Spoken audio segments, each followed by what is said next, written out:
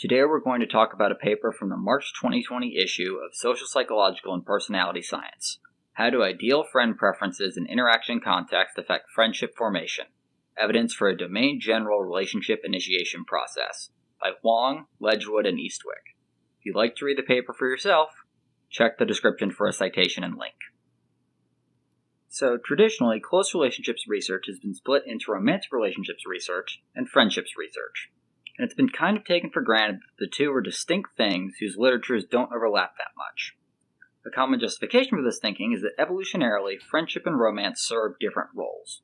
One is navigating society and improving one's station, and the other is for, well, reproduction.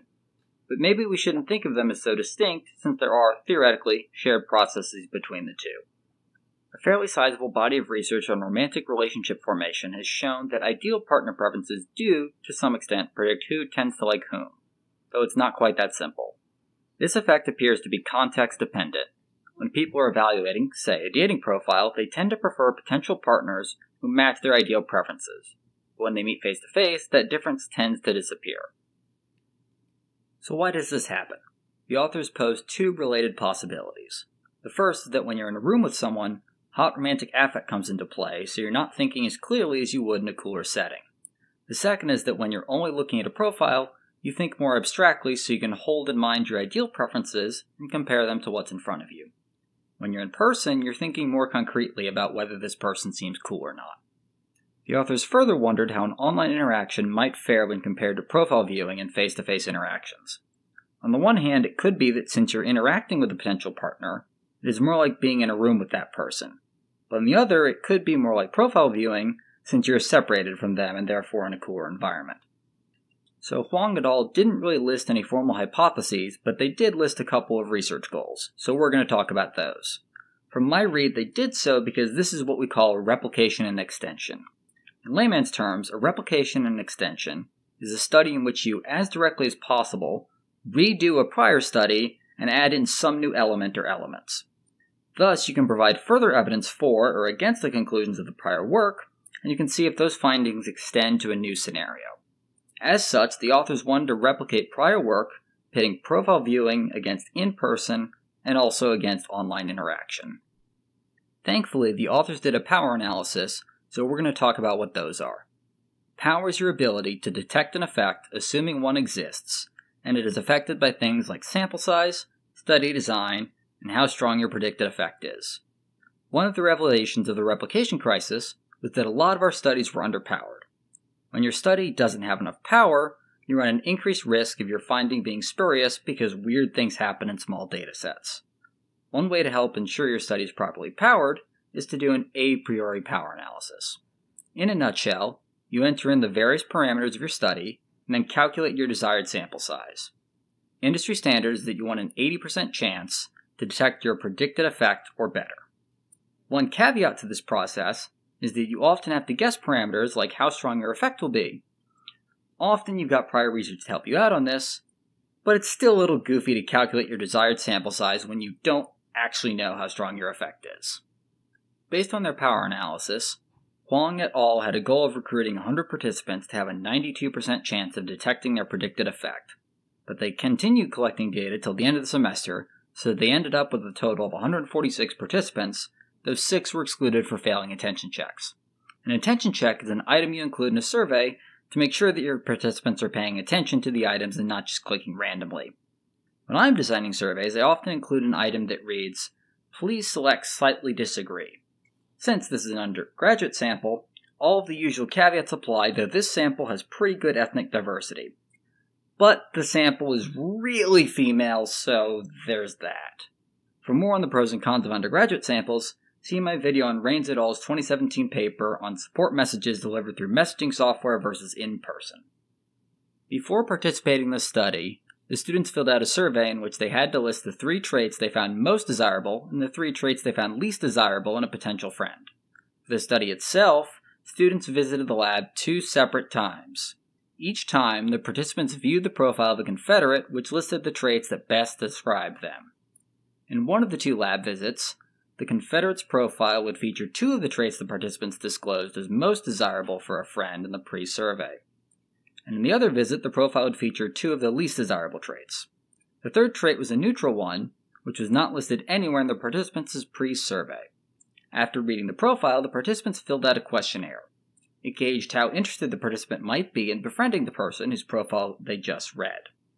The questionnaire also featured an exploratory partner construal measure. This measure was designed to examine how concretely, or how abstractly, the participant was thinking about the Confederate at that moment. In the next portion of the study, the participants were asked to interact with the Confederate whose profile they just read. This interaction either occurred face-to-face or through an instant messaging platform. After this exercise, the participants were asked to complete the same questionnaire as before. Since a large portion of their design was within subjects, the authors had to counterbalance a number of factors. Half the participants interacted with the desirable traded Confederate first, and the other half the undesirable traded Confederate first. Half interacted with the Confederate via the messaging software first, and half interacted with the Confederate in real life first. Also, for half the participants, the real-life interaction was with the desirable traded Confederate, and for half it was with the undesirable traded Confederate. All this work ensures that any effects they find are not due to these potential confounds.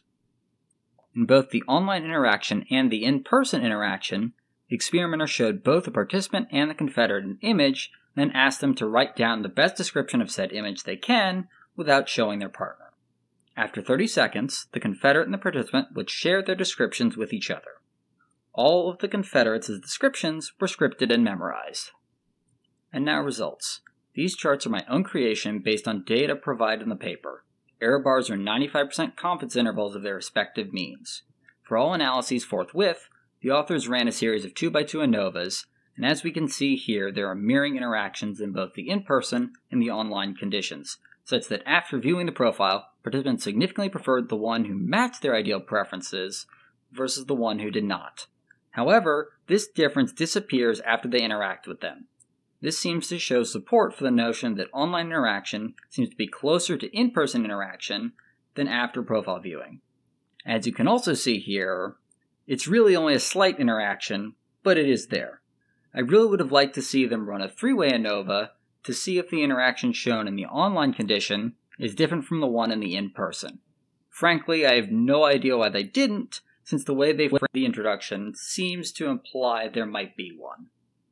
For partner construal, they ran a series of 2 one-way ANOVAs in which they collapsed across ideal versus non-ideal conditions. Higher numbers here mean more abstract construals. They found that for the in-person block, people construed their partners more abstractly than when just viewing the profile, which runs counter the predicted direction. However, the online condition did go in the expected direction.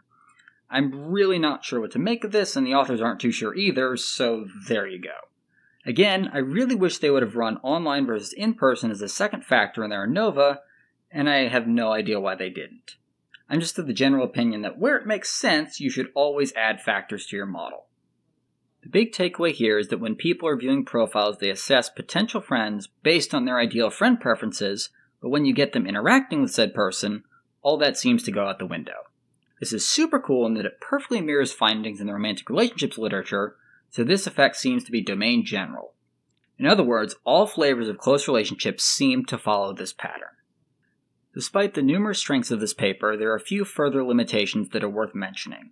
For one, this study only captured a short interaction. It could be that these results only apply for the short term. Maybe once people get to know each other, those ideal preferences tend to reassert themselves.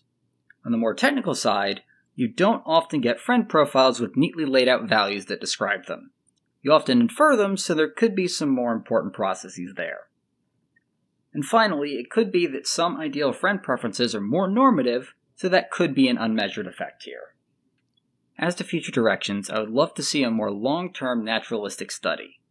Like you could have a friend dating app and intentionally match people with partners who match or don't match their ideal friend preferences.